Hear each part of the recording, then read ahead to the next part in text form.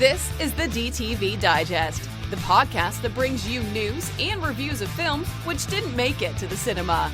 And now, here's your host, Mike Parkin. Hello, everyone, and welcome to the DTV Digest, the podcast which brings reviews of films which didn't make it to the cinema and instead went straight to DVD, Blu-ray, or streaming media. I'm your host, Mike Parkin, and joining me tonight are Richard Hawes. Hello, everyone. And Stephen Lockridge. Hello. This week, we're going to kick off with a film that kind of stars or co-stars or even cameos Mickey Rourke. Then we've got a film called Elyse, with a bit of Anthony Hopkins again. Then we've got a film called Safe Inside, and then a bit of Asia Argento in Agony. Then we've got a fan film called It's Me, Billy. We'll talk about that later. Our short shot is a nice little film called Eighth Wonder. And then in a DTV throwback, I'm going to be talking about one of my favorite films, Blunt Force Trauma. So without further ado, let's crack on. Our first review then is Imprisoned, also known as Night Walk. An American called Frank is sent to prison by a corrupt judge for his wife's murder. His quest for justice takes into a spiritual journey led by Muslim inmates, from the moderate convert to terror-linked fundamentalist. Okay, that's a kind of broad brush as to what this film is. It's a bunch of cliches is what it actually is. So we got this American guy with his girlfriend. What country does he get imprisoned in, Rich? It doesn't say. Well, it's not Saudi, is it? But it's something like Saudi. Well, I don't know, it because it just says, doesn't it, at the beginning, somewhere in Arabia, and that's it. That's a good point. Yeah, it does. Yeah, because that was what was kind of confusing me, because I think he was supposed to be in Morocco, but then when all the guards were Americans wearing American uniforms, so I don't know if he was arrested and imprisoned originally in, say, Morocco, and then extradited and imprisoned in the US. Was it? Yes. Is that what happened? Yes. Right. Okay. It's weird. It's very convoluted. We've got a really rubbish piece of in media res to kick things off. We don't need it at all. It's a mess. Is this film is what it is. We got these sort of two, the past and the present and the future sort of like melding together. Mickey Rourke turns up as this, I don't know, kind of the head of the Aryan Nation element of sort of prison population. It is quite amusing actually when he's sort of saying, as long as you're not queer, as long as you're not black, as long as you're not Jew, we're fine with you. And then he starts talking about, you need to put on some muscle, mate, to get a few tats on you. And I'm thinking, you did say you weren't interested in the gays, right? But anyway, I digress. So Frank's cellmate is this Muslim who sort of got caught up in a bit of extremism or something, and he ends up being, in very much the same way in American History X. Cellmate ends up being this sort of spiritual guide that he needs. In the meantime, shenanigans are going on outside. I really, really was brought to tears with this one, apart from a few elements. So let's go to Steve. Steve, what do you make of? It was terrible, to be fair. Like what you're saying, the acting is absolutely piss poor. I think the only one who actually puts a decent performance in is Mickey Rourke, to be fair. Everyone else, the lead guy is terrible. His lawyer is even worse. She just screams and she's shrill, and it was awful. The editing was terrible. And like I said, the jumping round, moving from the past to the future to blah blah blah, it didn't work at all. And the actual plot didn't make sense. I still don't know why he was kind of framed, or what the judge had to do with it, or it's just not explained at all in the film. It's not explained very well. The idea is that these three sort of Arabian policemen were harassing this girl, Yeah. his wife. They shot her. So basically, they shot an unarmed American citizen in the middle of this, this sort of huge deal going down that Eric Roberts has sort of party to.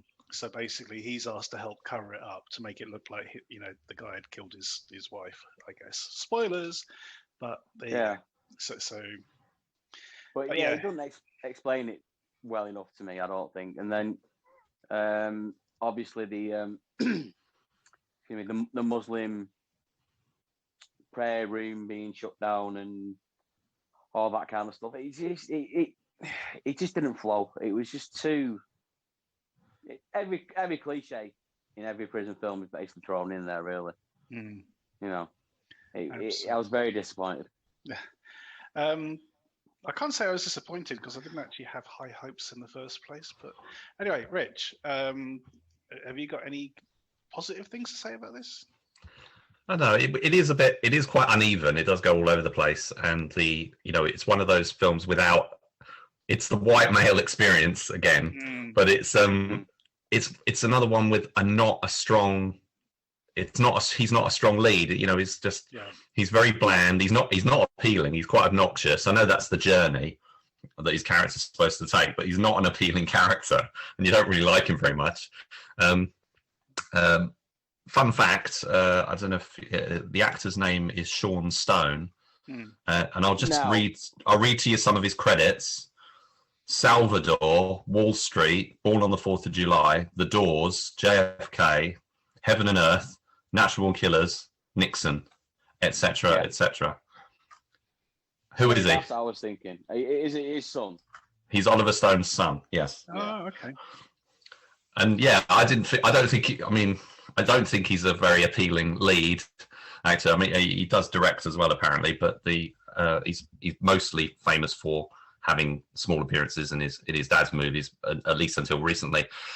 So, yeah, he didn't go on. I did like the actress playing his girlfriend.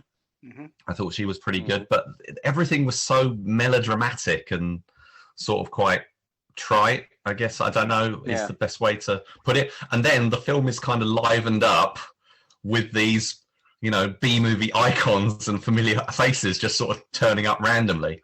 I mean, there's Mickey Rourke, obviously, but we've also, the best person in the movie, I think, is Patrick Kilpatrick as the guard.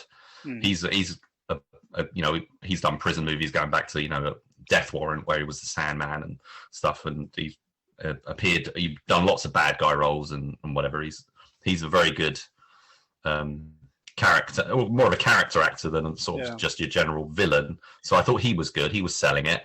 He reminded me of I forgot the name of the actor now. The guy who was in The Expendables. He used to be a MMA. What, Randy Couture? Randy Couture. Yeah. They do have a similar look. Yeah, I thought it was him to begin with until I put it through. But So he's played a lot of these sort of prison guard and everything. Even he did a British movie called Borstal, where he was the head of a Borstal and stuff randomly, even though he was American. But anyway, so I enjoyed him and his role, but then there was other people turning up, and you've already mentioned Eric Roberts. I mean, I was watching one bit and there's a montage, and suddenly there's a blink and you'll miss it shot of Eric Roberts, and I'm like, is that the briefest scene of Eric Roberts in one of these movies? But no, it's a holdover, because then he's going to appear at the end of the movie. He's on the American version of the poster and stuff, so he does have a scene, but it is a typical day player kind of scene for Eric Roberts. They just hold it to the end, and but other people turn up, like Richard Tyson and Louis Mandylor, and I can't remember. I think there's one or two others in there. But Richard Tyson was playing his friend, wasn't he? The journalist. The journalist, yeah. Richard Tyson was playing one of the other guards who Patrick Kilpatrick's character's having a chat with and they're talking about something or other in the break room. It's an inconsequential scene, but I was like, oh, it's Richard Tyson. It's just like it's like one of those like Russian films or whatever we've seen, where they just grab loads of people. This is the kind of thing you would expect Michael Madsen would just suddenly turn up in a scene. It's a diamond cartel fifth execution. Exactly. It's that kind I mean, even on IMDb it actually lists Tiny Lister, who died recently. He's listed in the credits. I don't remember seeing him in the movie, but he's on the list. But yeah, Sarah Alami played Sarah, the girlfriend who gets killed. During the titular night walk. Obviously, the UK title has been changed to Imprisoned, and it's just weird. There were bits of it I liked, but it was more I don't know. It's cheap. The prison didn't look like a prison, and stuff. It just looked like a plain room, sort of painted blue or something. I don't know. It had no atmosphere of that kind of prison environment. Some of the scenes that seemed to be shot on location in Morocco look quite nice and stuff. And obviously there's the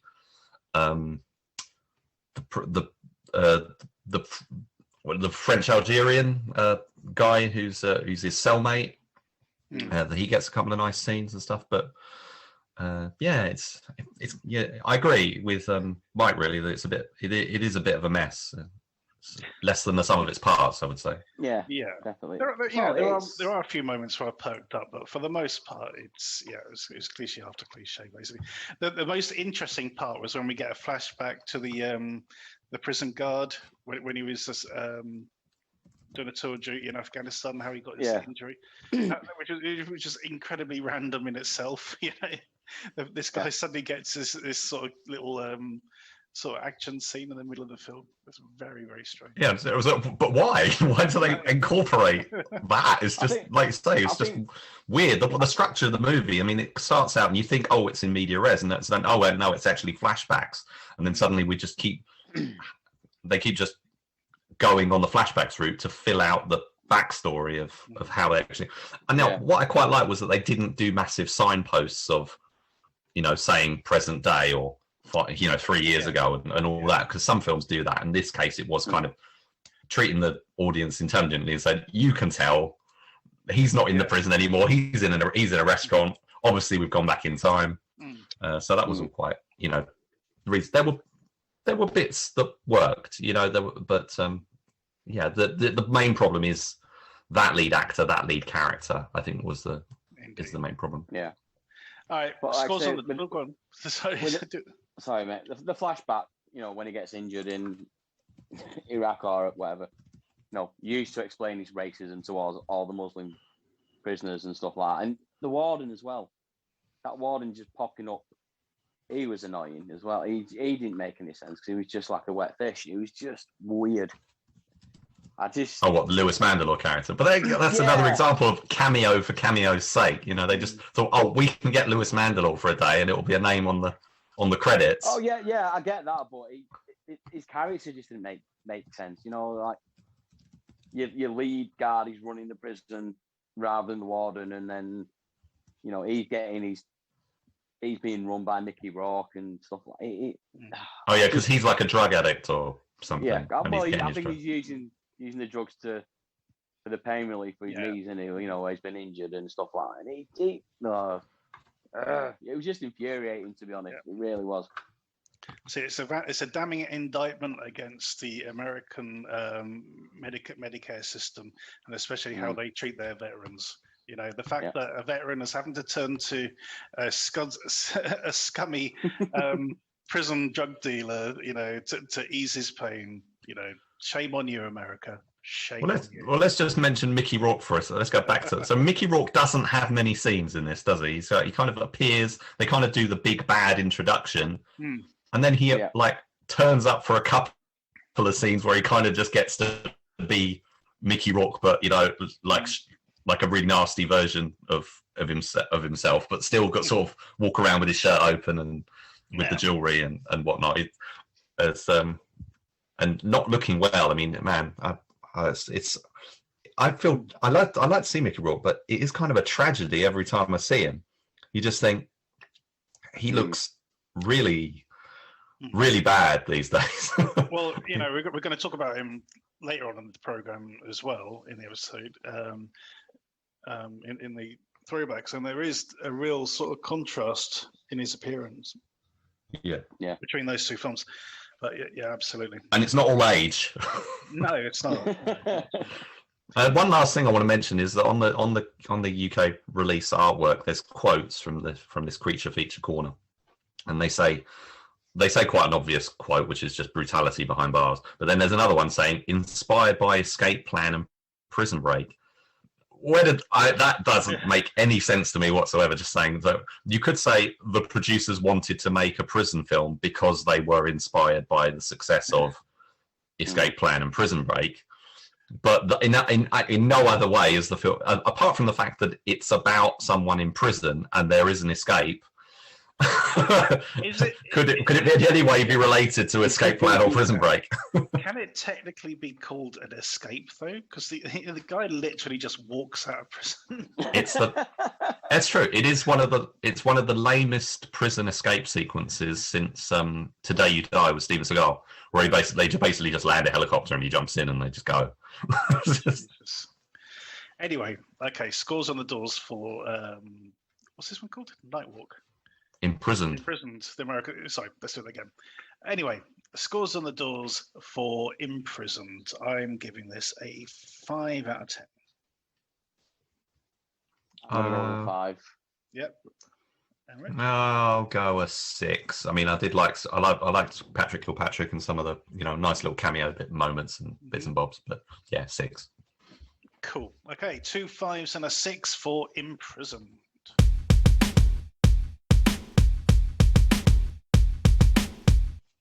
Our next review is Elyse, Memory and Hallucination intertwined to expose a history of trauma, revealing Elyse is catatonic and institutionalized in a state hospital. Okay, so this is very much an arthouse drama. Very much. Very much an arthouse drama. Right from the opening shot, Rich. Right from the meandering black and white. Pretentious opening. Yeah, that's what I'm talking about. So we've got voiceover, we've got fake black and white because they've got a colorized element of the the kid's bike. They want us to to be aware of the kid's bike in the corner. Paging Mr. Spielberg. Paging Mr. Spielberg from Schindler's List. So. Yes, we get this story of this woman called Elyse who's having a torrid time dealing with her own sort of inner demons, her husband, his sort of childish tantrums, her overbearing mother, the daughter of their maid who may or may not have designs on her husband and works with him. And then, the maid who's looking after her son for her. So you got all this going on, all these stupid little scenes, basically. Anthony Hopkins turns up as a psychiatrist who she goes to see. But wait, all of this is total bullshit because actually she's in a catatonic state in this hospital. And everything we're watching is actually just her sort of cognitive abilities trying to deal with things she's catching. On the periphery of her understanding. So yeah, I'll leave it there for a moment and hand over to Rich. Yeah, I didn't quite catch that it was moving from that was what it was, because I'm kind of like I was so exasperated with it for the first part, and then it basically becomes sort of passively watching it, and I thought, okay, time has moved on and we've moved on from that part of the story and now we're in the other one. So I never really connected. It was like, oh, all of that we were watching in the black and white was what was experienced while she was unconscious. So I didn't connect that. Yeah.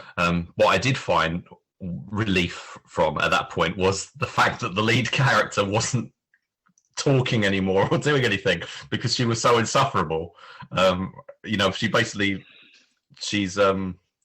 She is catatonic, so she's not saying anything or moving very much from that. What was it? About 50 minutes in when it changes to color, and she's just in the hospital, and it becomes a completely different film experience from that point, a bit more conventional. Now, this is it's the first film directed by Stella Hopkins. Oh no, it's just nepotism again, is it? So this is so we've gone from a film starring Oliver Stone's son to a film directed by Anthony Hopkins' wife, and ergo that is why Anthony Hopkins is here, and he's the big selling point, you know, in the cast. He turns up at the half-hour point for a 10-minute scene where he's the psychologist or psychiatrist with Elyse, and then he turns up again later in the hospital, but he kind of excuses himself quite often. But he's quite interesting because his character is he's got his own views and stuff, so he's not towing the sort of textbook kind of line. He kind of has it. He seems a bit of a boisterous, sort of put his own spin on it kind of character, which I found quite interesting. But for the most part, he's not around. It's more about her and her family, and we have to put up with weird scenes of her, say at the start of the film, just literally wandering. She doesn't work or anything. She doesn't have anything in her life really. She's completely disconnected from her family life. She goes to see her child at one point who's with the nanny, and it's like, why aren't you looking after your child? You know, she's just not there. But it's all to do with depression and stuff like that, which I've got some personal experience of living with, you know, someone with that going on, so I can kind of see where they're coming from with it. But at the same time, I did find it quite insufferable, and the latter part of the film, which does follow a more conventional recuperation thread, I guess you could say, it was much more easy to digest. But I didn't like the film at all, really, to be honest. There's a scene, I suppose about 3/4 of the way through, when she's sort of she's recuperating, she's making progress, and then her husband comes and visits and throws a tantrum. And I was watching it, I'm thinking, what a cunt. You know, that scene is just, I've never hated someone quite so much on screen for quite a long time, but he just took the biscuit. It was really a case of like, what about me? You know. That's where she's with the nurse. Yeah. And he starts getting all jealous because she's walking around with the nurse. Fucking ridiculous. It is I just thought, you absolutely. And then later on, Anthony Hopkins sort of like very passive aggressively is going, yes, well, she was making good progress, and then she suddenly had a relapse. I wonder why. Sort of looking at him. Yeah. Quite amusing. That's what I mean. That's those little things they're going on with his character. But yes, that's the thing though. The characters in this movie are not likable. None of them are really likable at all. It's like the worst sort of. I don't know. It's really indulgent, is what I would say. I mean, its aspirations might be in the right place in terms of trying to raise awareness of mental health issues and that, but it didn't do anything for me. No, probably as little for me, to be quite honest. I'm sure this has an audience somewhere, but as sort of genre enthusiasts such as ourselves, this isn't in our wheelhouse at all, I don't think. Did you ever see Slipstream, which was Anthony Hopkins' directorial debut?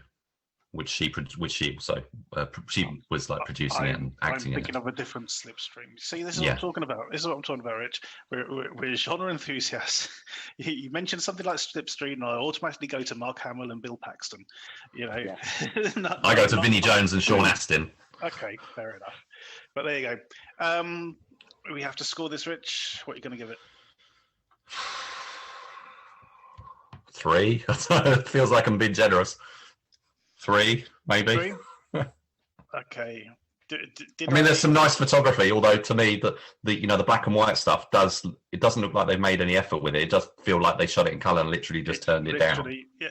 Apparently, I read on IMDb that if you watch the trailer, all the scenes you see in black and white are actually in color.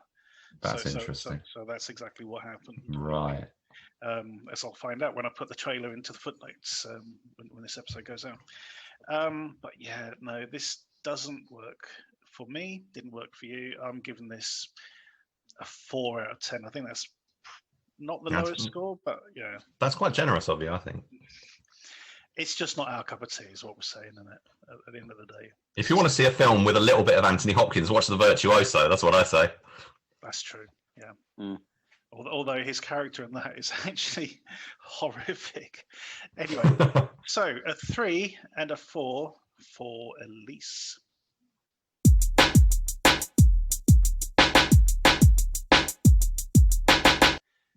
Our next review is Safe Inside. Young American lovers Tom and Anna, traveling through Europe, find work at the estate of otherworldly Richard. Remote and cut off, they soon realize they need to escape Richard's powerful and controlling mind. Before we continue, guys, I just want to read the synopsis, which is on IMDb. And it is this. A thriller about the power of the human brain and love. All in caps. All in caps. Yeah, I was trying to evoke a sort of like Patton Oswalt approach, but there you go. Okay, so we've got this couple on a bus. The guy's driving and texting in the rain along a sort of windy country road, and it crashes. So this couple get off. They're heading to this villa, this sort of farm estate or whatever, and they're going to be working as sort of labourers during the summer or whatever it is.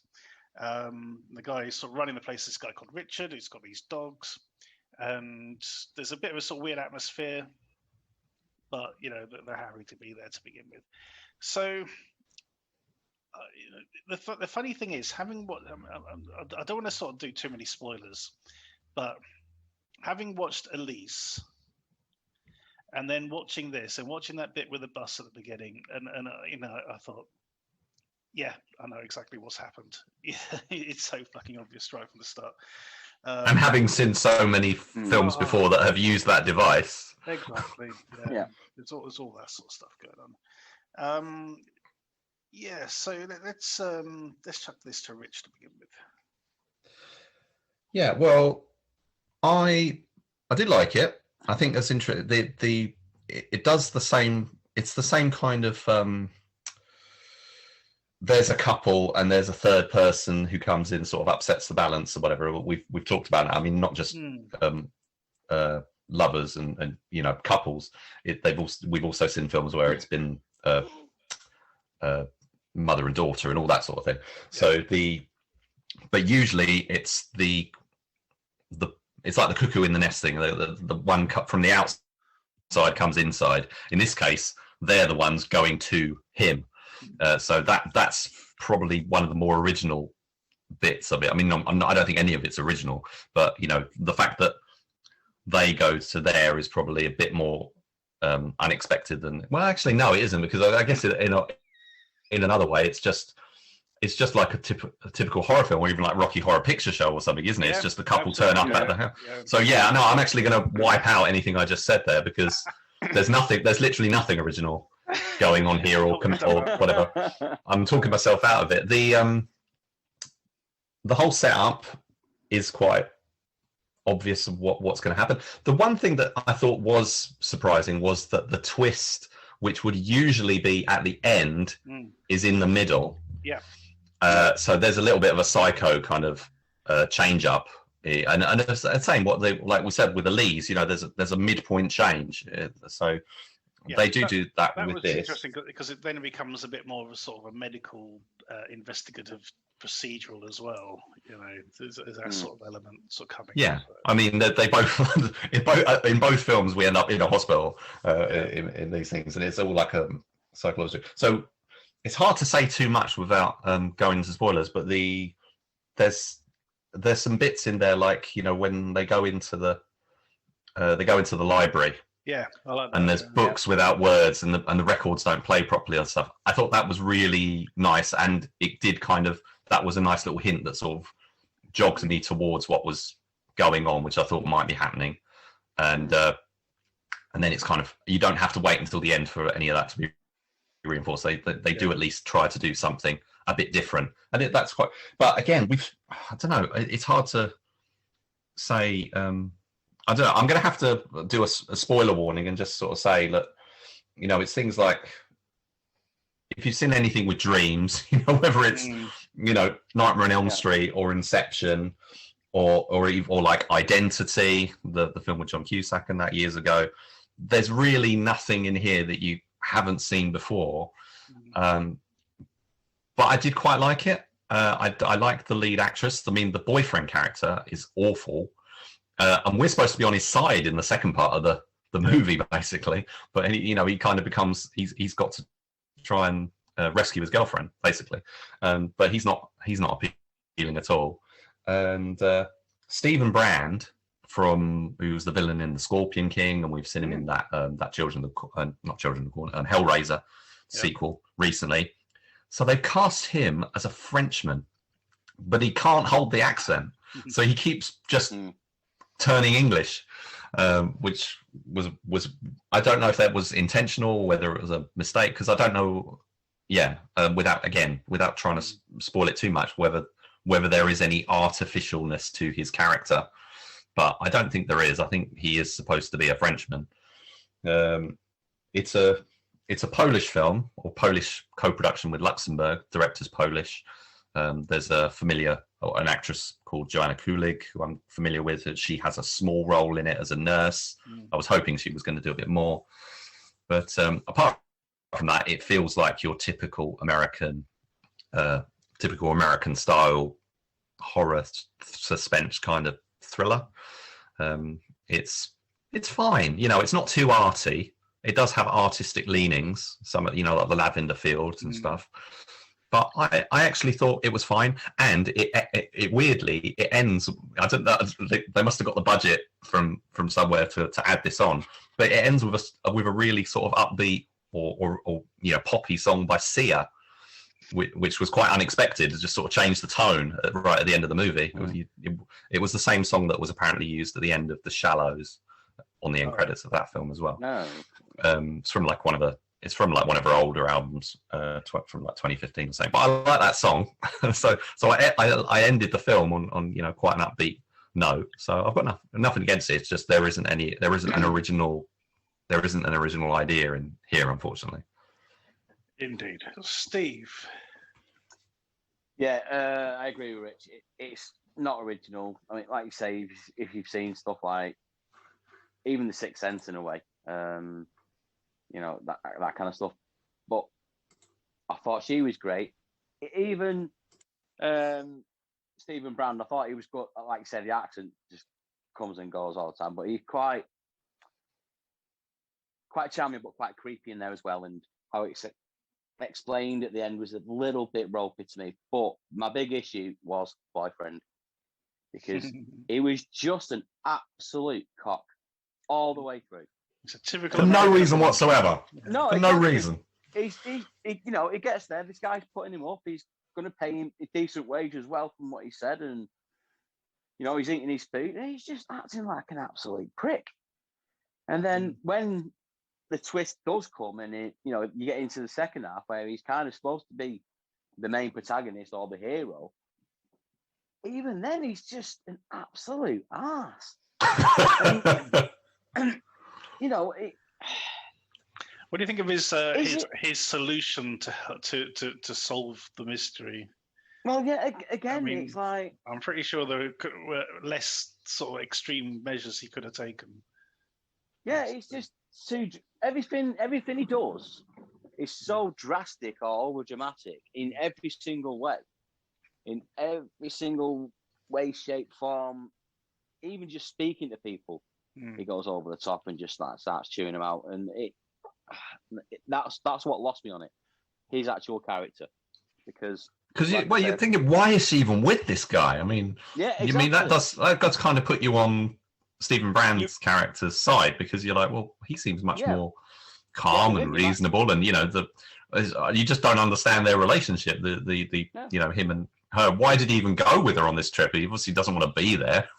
Yeah, he might be a bit older, he might be creepy, but damn love, he's at least he's going to talk to you nicely. He's not going to call you cunt every 5 minutes or whatever, or chin you. Especially, you say, he didn't even want to be there, sort of thing. I mean, considering what we learn about him later on, and how much he what the stakes against him for going on that trip in the first place. Think why? Yeah, you want to keep a low profile, Yeah. But the bit that made me laugh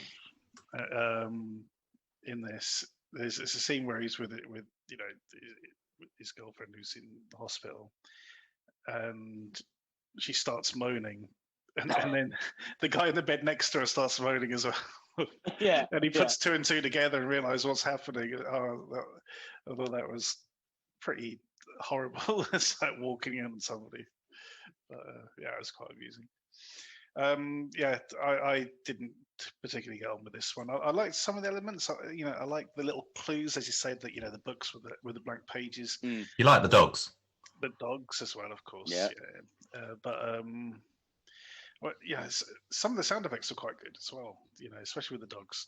I can't fault the production. I mean, the whole film looks really good. It's the everything they've done in terms of the technical aspects of it are all perfectly fine. It's arty, but it's mainstream. It's kind of stuck between those two, but it's definitely more mainstream, I would say. This, in terms of comparing it to like Elyse, which is really, not a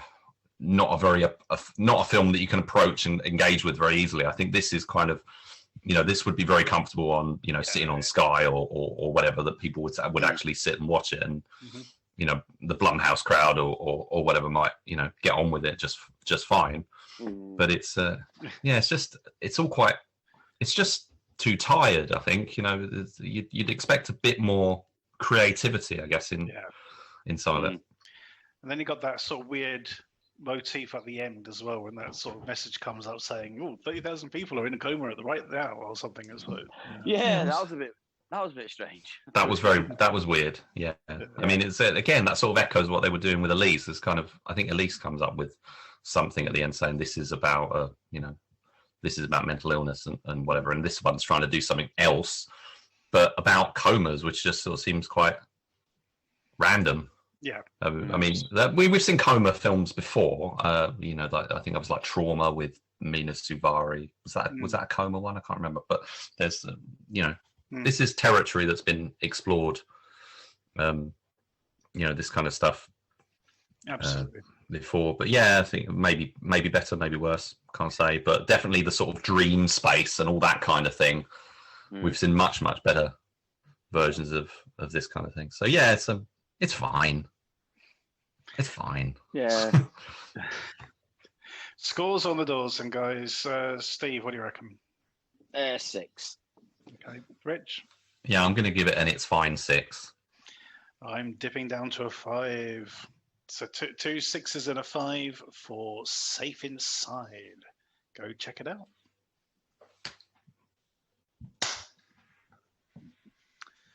Okie doke.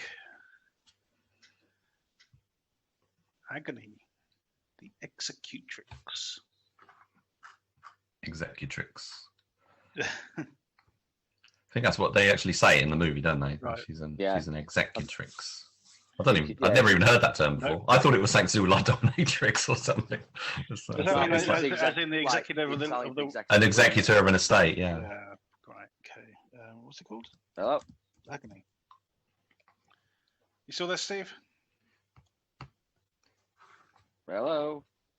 You're all right, Steve? Steve, we've lost your audio, I think. I can hear a dog. That's me. Okay.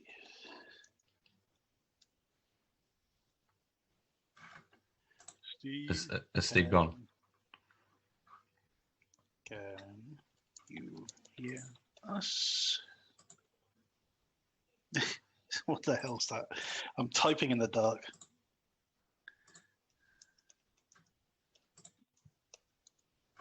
Oh, right. He's trying to come back in. There you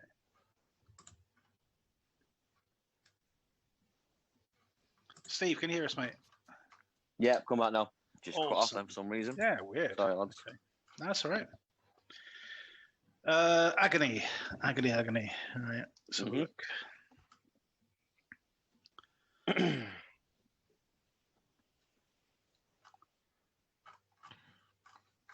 Okay, in 5. Our next review is Agony. A discontented New York family woman called unexpectedly to Tuscany to execute her estranged mother's will. There she deciphers visions of her forgotten childhood and confronts a spectral lady in red whose dark secret unlocks a terrifying destiny. Okay, so this stars Asia Argento. Finds out that her mother, who she thought had died when she was just a child, had actually just died the other week, and her existence being kept from her by her dad and other people, and then goes to this estate in Tuscany, which she's now inherited with her family, and weird shenanigans start to happen. So, Rich, over to you. So we saw a while ago, we were talking about Elyse, which was directed by Anthony Hopkins' wife, and so therefore, and Anthony Hopkins appeared in it. In this case, we've got a film directed by Asia Argento's ex-husband that she's appearing in, which is quite interesting. They're obviously on good terms. She's actually the lead in this one. She's not just like a quick cameo or something. And I think in terms of that kind of, that kind of horror sort of inflected story of, going home again, and, strange things are happening there, and it's all a bit Wicker Man and, all that, little bits like that. I think it's fine. It's got some quite nice. It's an Italian film. Mm-hmm. It's got some nice locations. It's all obviously rural. Asia Argento, I can never remember which best to pronounce her name. She never seems to age. She still looks very youthful. I mean, obviously it was like 20 years ago she was in Triple X, and prior to that, obviously she was in her father's films, stuff like Trauma, when she was a teenager. So she's been around for a long time. She's got this very distinct look, and because she's got all those tattoos and stuff that have hung around, and they haven't tried to hide them or anything, the character she's playing just has that interesting she's got a more interesting dimension to her, because you can tell she's an edgier character, even though she's kind of got this much more this stable family life now. There's that wild child sort of thing is still sort of hanging around, and yeah, so she's quite a good lead. She's an appealing lead. The character's interesting. The stuff, but all the stuff that's happening is the kind of, again, it's a lot of stuff we have seen before, and it's fine. It's perfectly serviceable, but it's not showing us anything different. So I enjoyed it, but where's the creativity? What was a bit strange for me is, I kind of. I did like the atmosphere of this. It was very atmospheric. Not a particular lot really happens, and I think everything that happens in the film, when it's sort of weird conclusion, could easily have been avoided. It could, everything that happens in the film. So, well, it didn't have to happen at all. You could, there's so many signposts where you could have like headed in a different direction, but there was certain people sort of obviously wanted this to happen, or something was going on, but I just, at the end of it, I'm thinking it just felt so contrived. It's like you followed a particular set of directions when there were clear paths which could have ended it. Yeah, and that's the same for the way the director and the writer and director or whatever have led us, the audience. They're taking us down a path we've been a million times before. We know what is likely to befall this character before we get there. There's no sort of with with the previous films we've talked about, there are some nice twists that come in at unexpected points. I think with this film, it's very conventional, but almost to a fault, because there isn't a real, surprising or rather unexpected element at any point. I didn't feel. No, not at all. Yeah.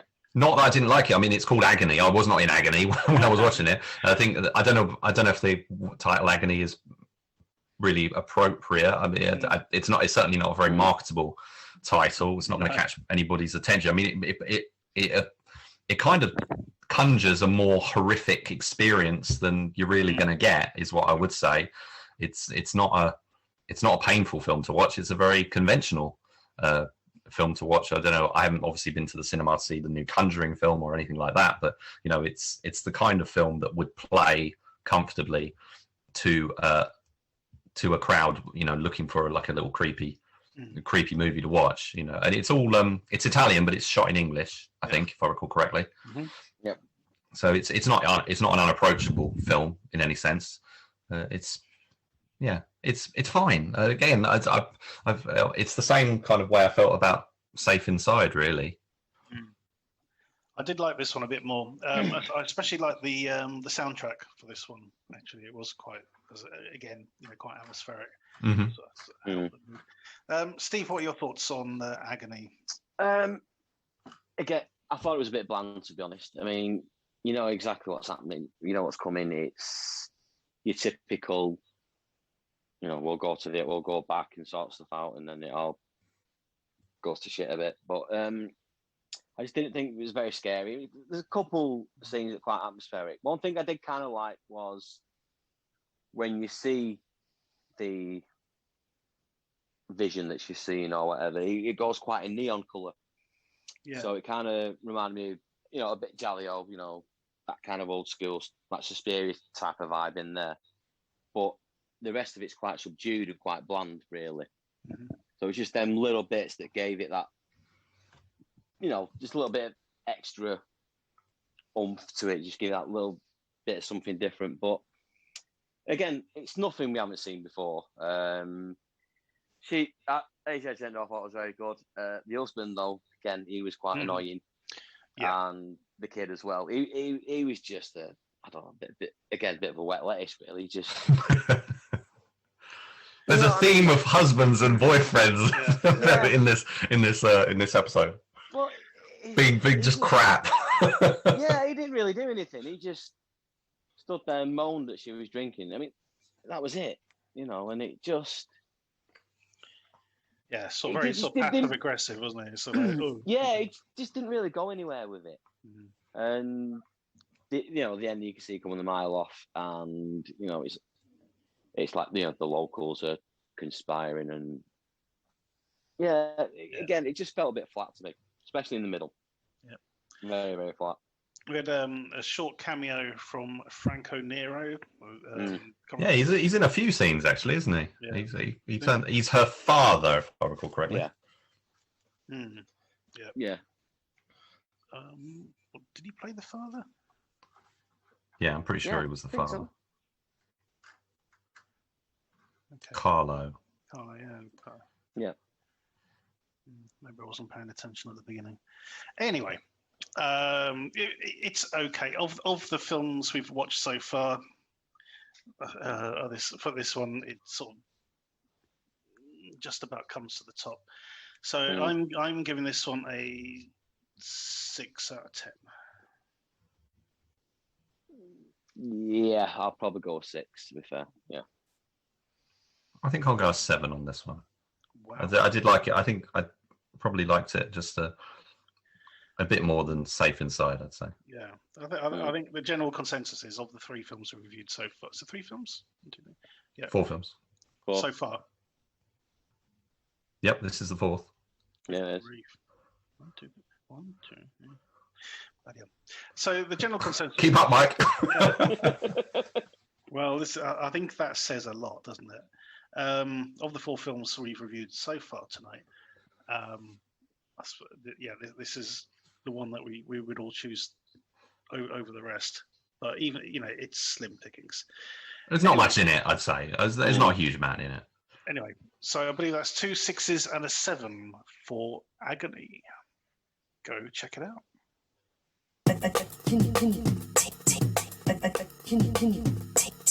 Our next review is It's Me, Billy, a fan sequel to the original Black Christmas. In this one, it's set 50 years after the events of the first movie and follows the granddaughter of Jess Bradford, the only survivor of the sorority house massacre, as she tries to reconnect with the occurrences from back when, with her two friends visiting the old sorority house itself. Let's go with Steve to begin with.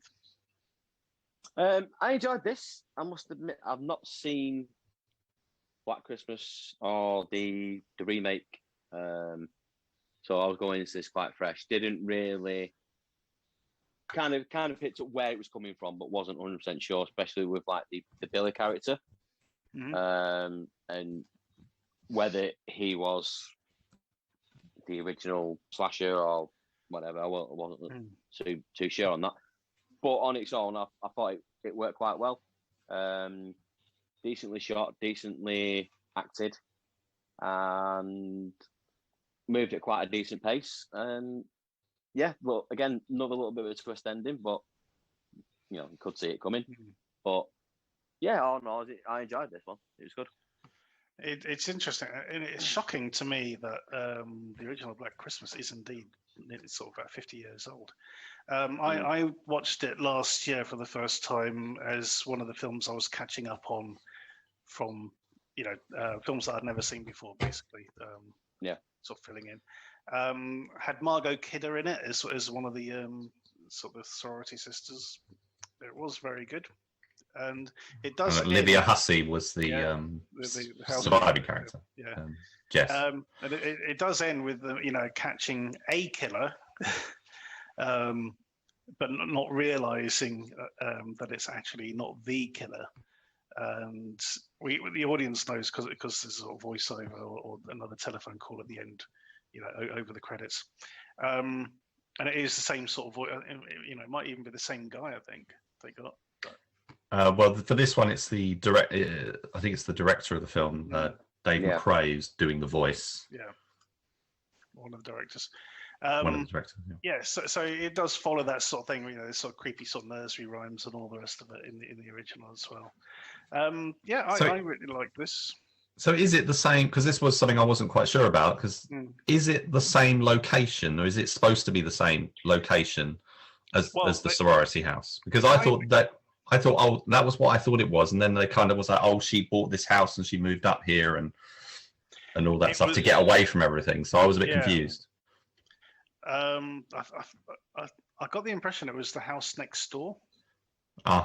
And they couldn't actually get into the sorority house itself because they knew who she was. So right, okay, that makes sense. Yeah, she'll say that in the car at the beginning. Yeah. But so Rich, over to you, mate. Well, I don't have Black Christmas very fresh in my mind, so I'm a bit lost in terms of some of the threads, like you say, in terms of like the location and stuff. Because I was thinking, how did Billy end up being in this house? Does that make any kind of sense? Was it been living there for years and whatever? Well, I think we know now, don't we? Yeah, but if it is the same location, then yes, that does make sense. But if it wasn't, then I was a bit confused. So but I mean, yeah, you cannot fault the production values on this. Really good. We talked about another film in a similar vein, which was Voorhees. Well, not Voorhees, but also the Never Hike in the Snow and Never Hike Alone, the film that preceded it. A very similar kind of budget level and quality level in terms of the polish on the film, clearly made by professionals. The guy, Dave McRae, who's done this one, has done loads of stuff before, loads of fan films, lots and lots of Halloween stuff. I haven't actually had a chance to watch any of it, but having seen this, I presume that it's, at least some of the more recent stuff must be to quite a high standard. He probably starts. I think if you went back and watched his older films, you would probably see an interesting progression in terms of, sort of quite amateurish fan film to quite polished. Because I've watched like a trailer for Halloween the night he came back. That looked quite smart. But yeah, so this is the first film I've seen from him, Dave McRae, and I watched the Black Christmas remake, the second remake. The first remake from the 2000s I thought was fine. The new one, which featured Kerry Elways and Imogen Poots, I think, which wasn't really Black Christmas at all, in my view. Completely different in numerous ways, and just didn't feel like a very well made, in terms of the scale or something. This felt really this was well above its shooting above whatever the expression is, above its weight or something. And so I really liked it.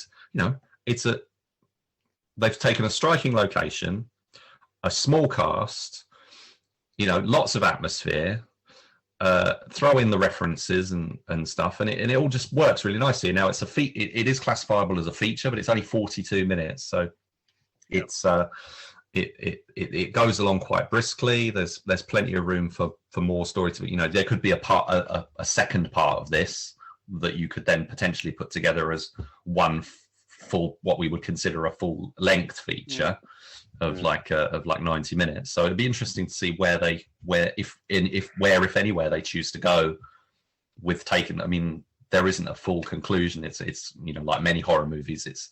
But like the original Black Christmas, there's a twist ending for us and stuff. So yeah, I highly recommend it. Free on YouTube. It's 42 minutes. There's much worse things to be doing. We'll put the link in the footnotes as we usually do with the shorts. This is available on YouTube, as Rich said. Scores on the doors then. So this definitely gets. I'm gonna give it a high 7. So Steve. 7. Definitely the best thing we watched this week. Yeah. I'm going to give it an 8. 2 7s and an 8. Now we're talking. They're finally something to get us out of the lower figures. Yes, 2 7s and an 8 for It's Me, Billy. Billy, but the guy who does the voice, the director, by the way, is Fireman Sam in America.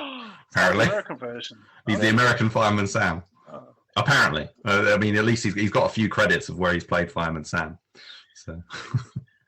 Okay. So yeah, we'll put the footnotes. We'll put the link. No, sorry, he didn't play Fireman Sam. Sorry, he was a supporting character in Fireman Sam. I apologise. Oh boy. We'll put the link in the footnotes. Just go check it out.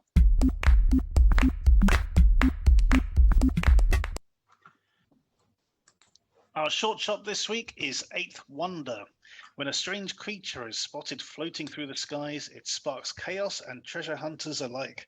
A young woman finds herself having to defend against a team of bounty hunters, but what is the prize? This is a nice little 8-minute short, roughly 8 minutes. Mm-hmm. Yep. Incredibly well shot. A really good fight scene in the middle of this. The camera work in particular is superb. And the sound effects they use really help sort of bring this all together. I really like this. Rich. Yeah, I first came.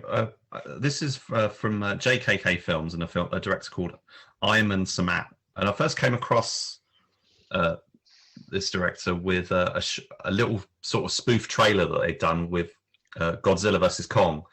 Right. Which the video basically was called "I Put My Cat Wayne" in the Godzilla versus Kong trailer, and it ends up with Godzilla versus Kong versus Wayne. And it's just really fun, really clever. And he's also done other things like Justice League, but my cat is Batman, and different things like that. And that's when then I sort of discovered that they'd made these short films and stuff as well. And this is his most recent. But I had seen a couple of the older ones. But so this one came in, and I've not seen all of his films before. I've seen a couple, which we'll talk about in a little bit. But it feels it's still it can do action really well, and it is an action short. But there's more to it. The world around it is bigger. It's a more accomplished a more epic scale kind of film, I think, than previously. There's a lot of construction of narrative stuff happening in the opening, where we're getting shots of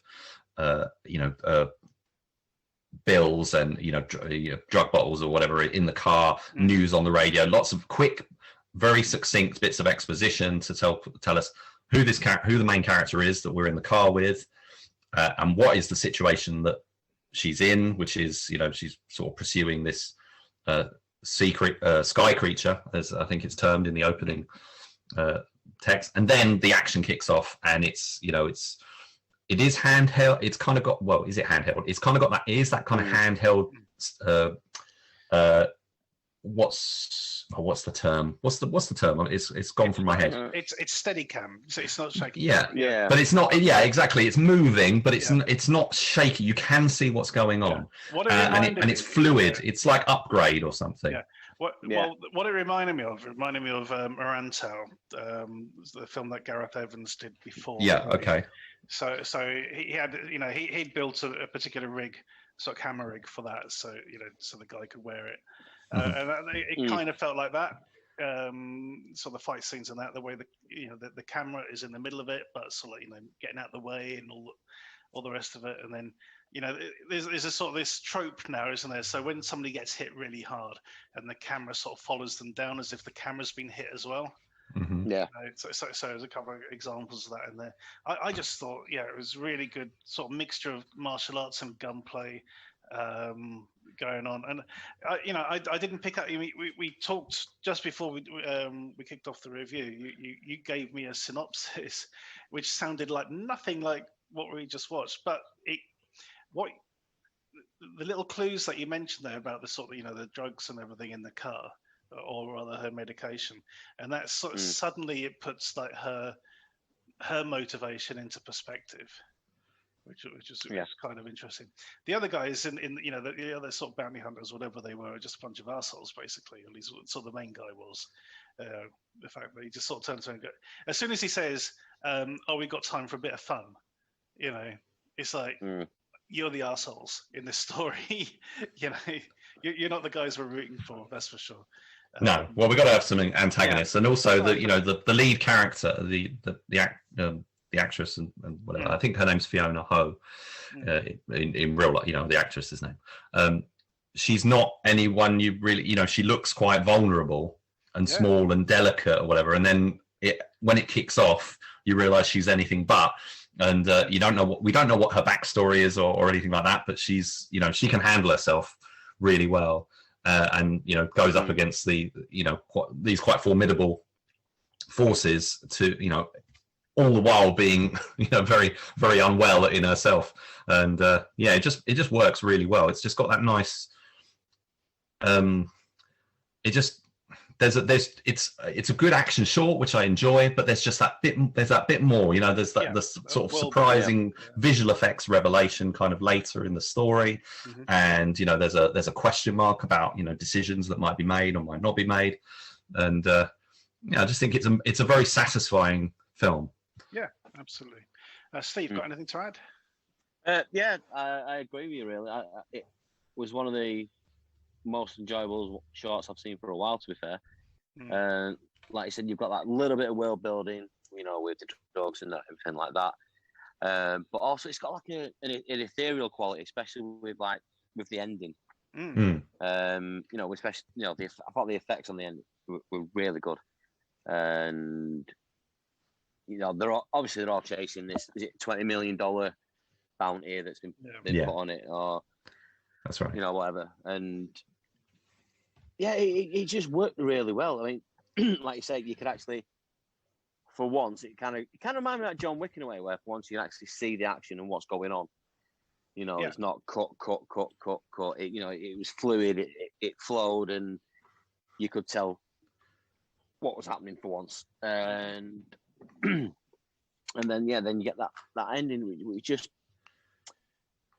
gives it more of a peaceful tone, if you know what I mean. It just gives it. It kind of reminded me of. Have you seen the what's it called? Love, Death and Robots, the new ones that have come out.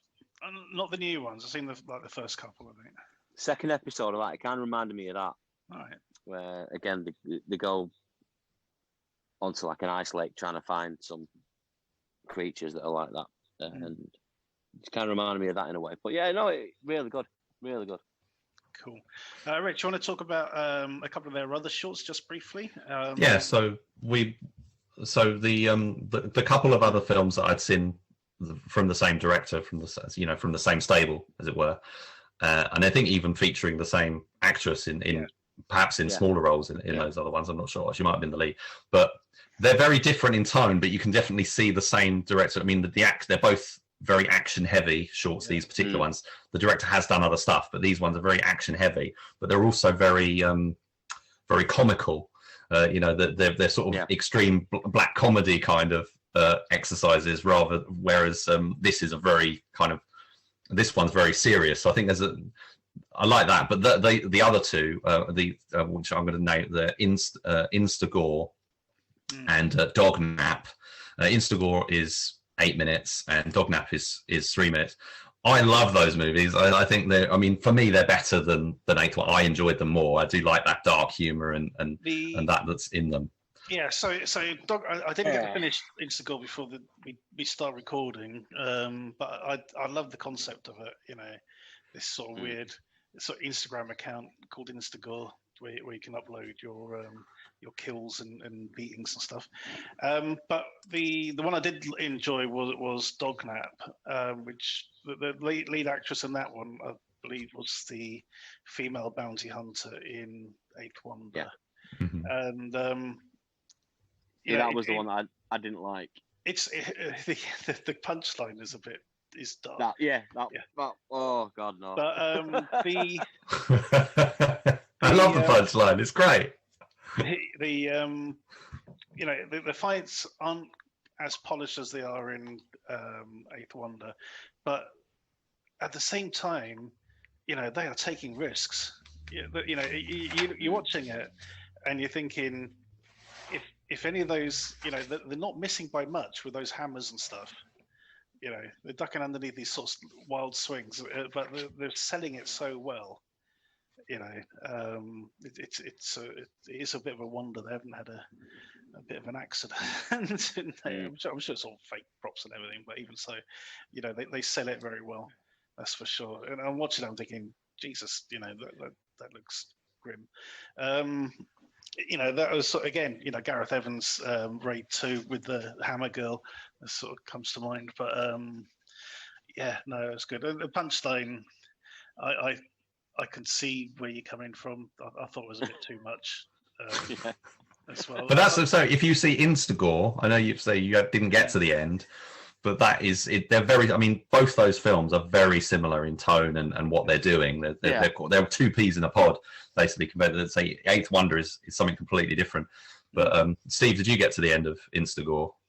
Yeah, again, there's one bit that I weren't impressed with, but most of it, was quite funny.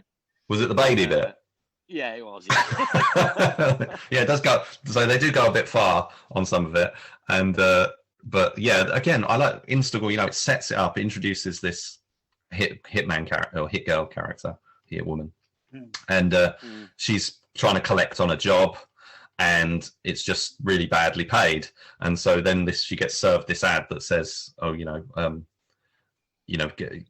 download the app. Download the app. Take a really grotesque picture or something, and the more interest it gets, the more money you get or something from it. And so therefore, she just sort of runs with that and finds it a better payday. It's a twist on the whole Uber and all that sort of thing of social media and that. And it almost becomes of the reason that she's doing it goes out the window because she just enjoys the social media kind of experience of it. So it takes it to a different. It's very satirical. I think it's a very good piece of work. That's from 2017. Dognap's from 2016. Again, both on YouTube on the JKK Films channel. Yeah, and I think we can. You can see that sort of through line of progression. Yes, you can definitely. Definitely. We get more and more polished as they sort of go on. So again, we don't score the shorts on this show, but we do recommend them, and we will put the links into the footnotes. So please check these out. They're a lot of fun and great quality, good stuff. And don't forget to check out the DTV Digest Short Shots podcast, where me and Rich take a look exclusively at a bunch of shorts each time. So check that out as well.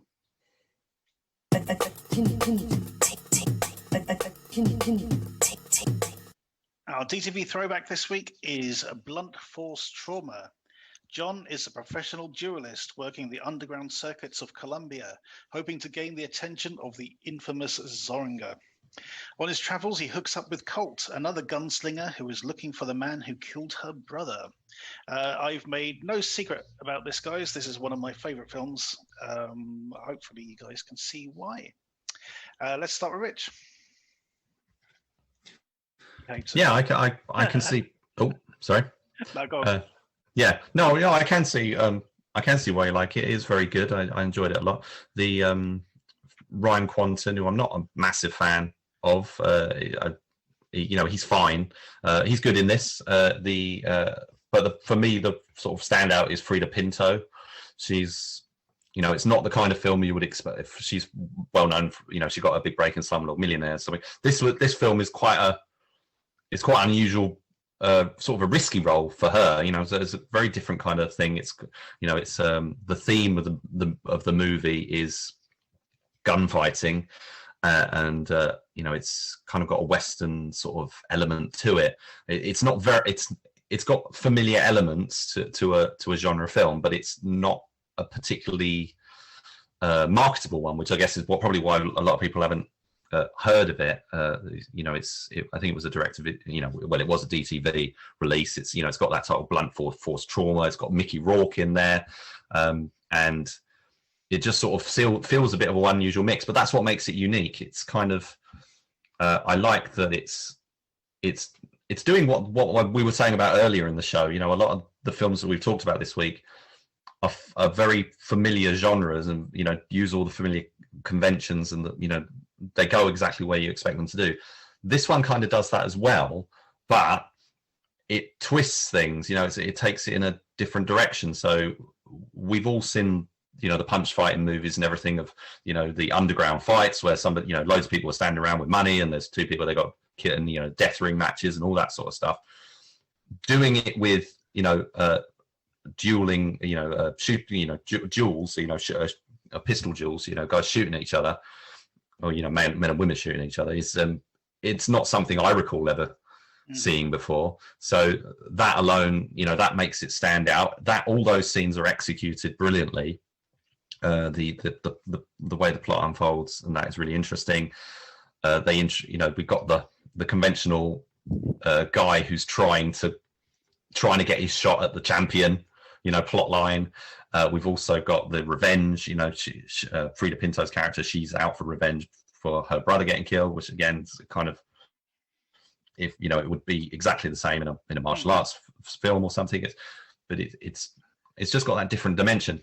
And then they do interesting things with the Frida Pinto's characters. She gets no resolutions or satisfactions anyway. So her revenge plot is essentially cut short through developments in the story, and then it turns into it's quite a romantic film. It's a story of a romance between these two characters, and it follows a very traditional romance plot line, with all the falling out and getting back together and whatnot. But things do not work out again in a sort of a conventional way that you would expect, ultimately getting to a point where the main character has to make a decision on what he really wants, and we're left contemplating why did that happen, why did he end up in that situation. Before I say any more, because I want to talk about Mickey Rourke and stuff, let's throw it over to Steve. Yeah, Steve, what do you reckon? I really enjoyed this, actually. I know you've been going on about it for a bit, Mike, and no, I was going to wind you up and say it was shit, and then but you can't. I really did enjoy it. I think, like I was saying, I watched it in two parts, and I watched about half an hour, and it was just the fact that it was something that you'd not seen before. Like Blood and Bone and stuff like that. It's the underground fight, but I think the fact that it was dueling. And it just put a new spin on it for me. I was like, I've never seen anything like that Yeah. before. So Really, just to sort of just to not embellish, but to explain a little bit with the dueling thing. So what we have is two people wearing bulletproof vests, and the idea is that they have to stand within a small circle, and the idea is to knock them out of the circle by shooting them. It's not necessarily to kill them, just to get them out of the circle, and then they've got a count of 10 to get back in the circle or to give up. But yeah, as you say, it's not something we've seen before.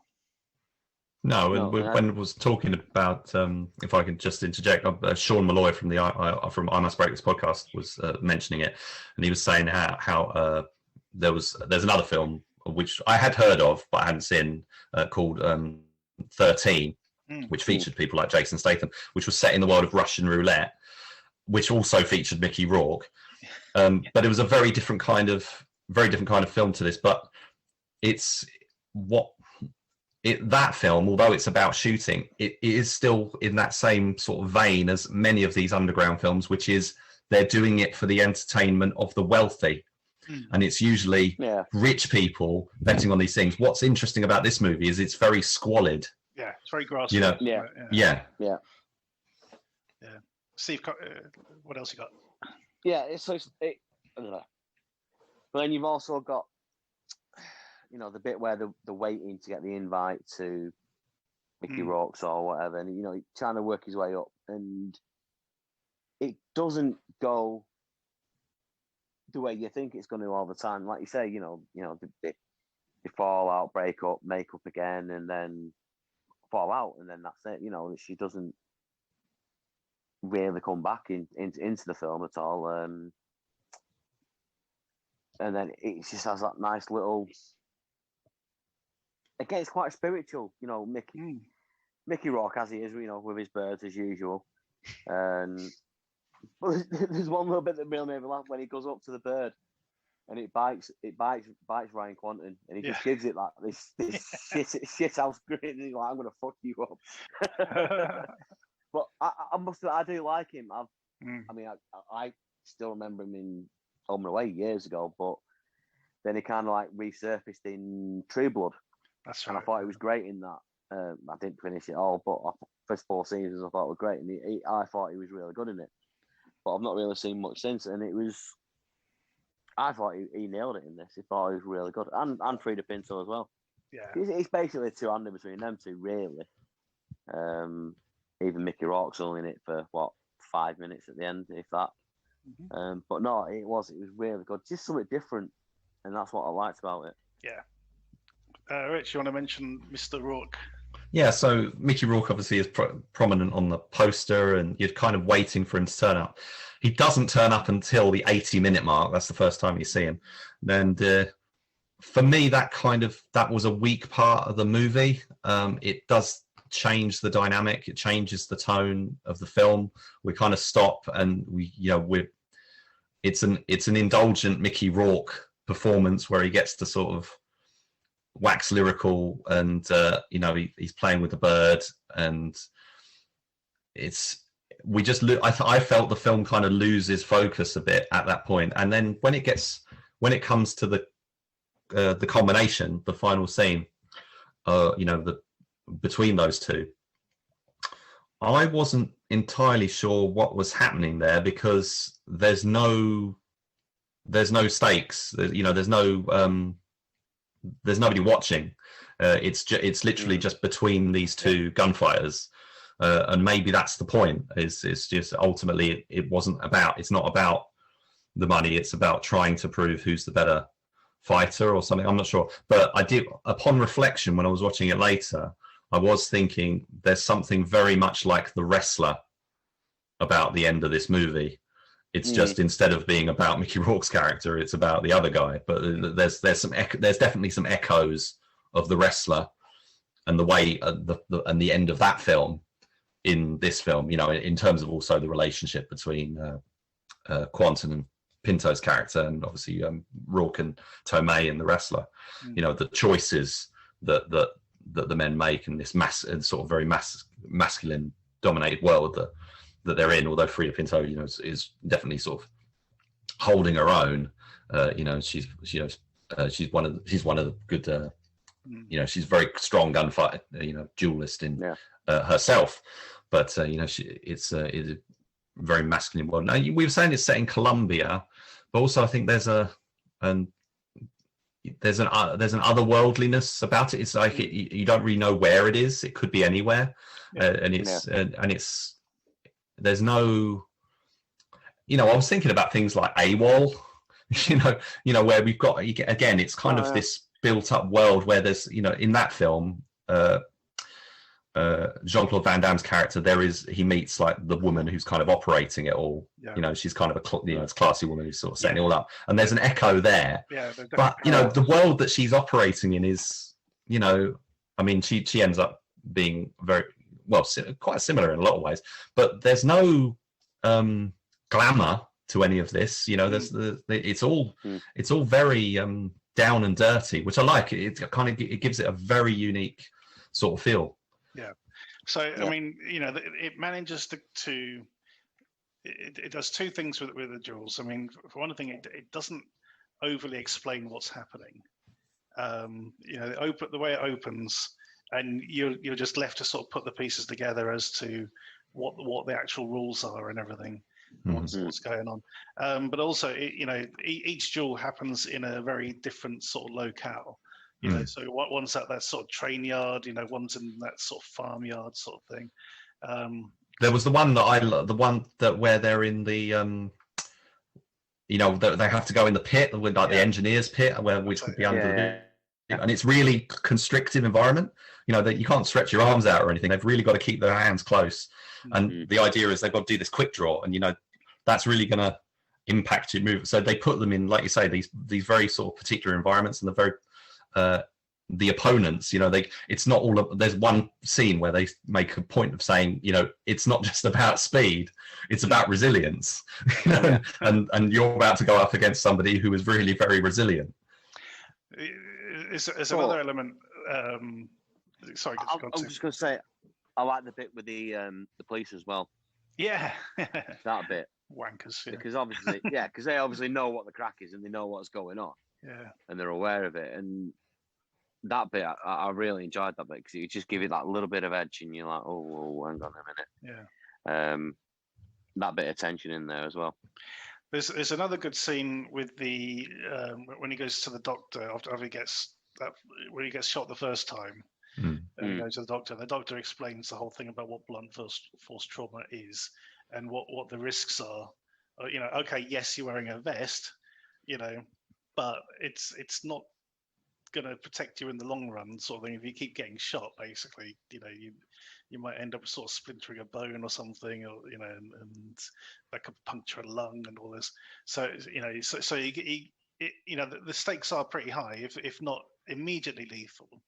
You know, the fact that Frida Pinto's Colt's brother died of injuries, etc. So you know, there are sort of, you know, quite high stakes involved, but just not immediately lethal, shall we say, until we get to that brilliant final, where they both sort of chuck the vests away and strip off, which is quite funny. Frida Pinto, I loved Frida Pinto in this, absolutely.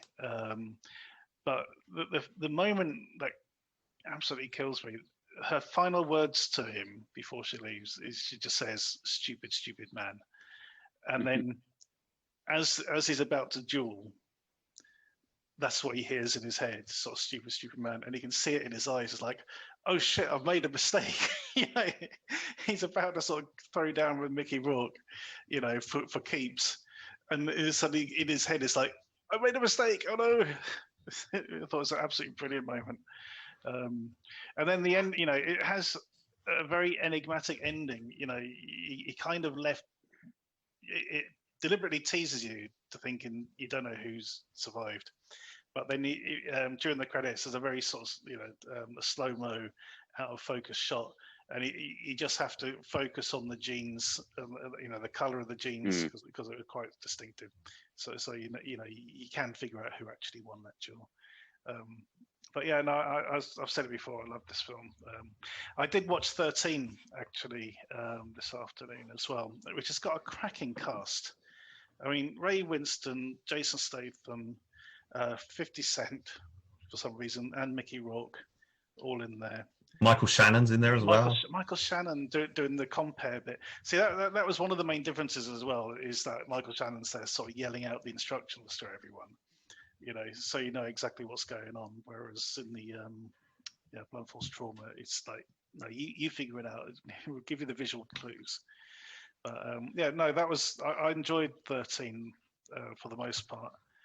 It is a much more sort of nihilistic film than blunt force trauma. But it's a very different sort of, completely different time and style of film, because, like I said, one, it's set in that sort of rich man's world kind of version of these kind of things, but also it's one of those films that takes an outsider and puts them in, rather than being the experienced fighter following him. And for me, I mean, Sam Riley's that character is playing the lead in that movie.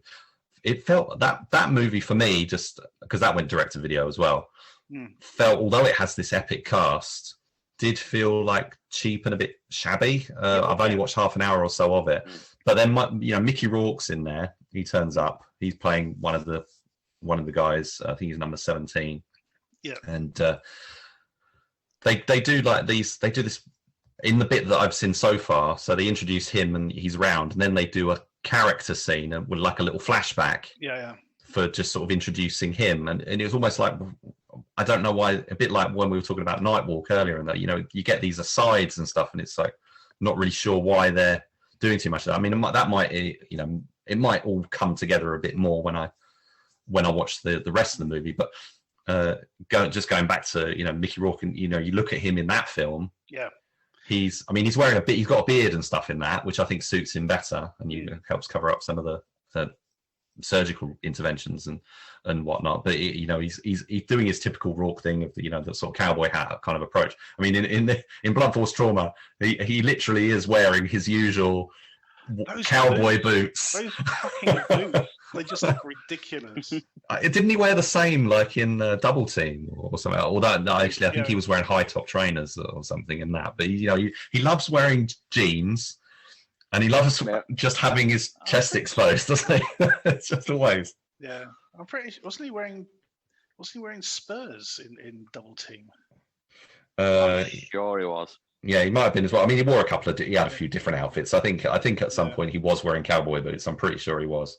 And but he's just I mean, the way he looks so different in all these different. We've covered Point Blank with him as well, which was probably him at his biggest when he his buffest, I mean, he's big in this. He looks for Blunt Force Trauma, to me, he looked quite similar shape to what he was in Take Back. He was kind of similar. We end up in a very similar situation, actually. The ending of Take Back and the ending of Blunt Force Trauma are actually not that different. They're actually very similar scenes. True. Yeah. But okay. We don't score the DTV throwbacks, I don't believe, if memory serves. No. But we highly recommend it. This is available on Amazon Prime. You've heard us. I'm always gushing over this. These guys are on board. Please check it out. I think it's an overlooked gem, that's for sure. Thank you for listening. Thank you for Steve and Rich for joining me this evening. No problem. Always a pleasure. As usual. Don't forget to check out our Facebook and DTV pages. Don't forget to check out our Twitter and Facebook pages at the DTV Digest. Also check out our sister show, the Short Shots, and its own Twitter page.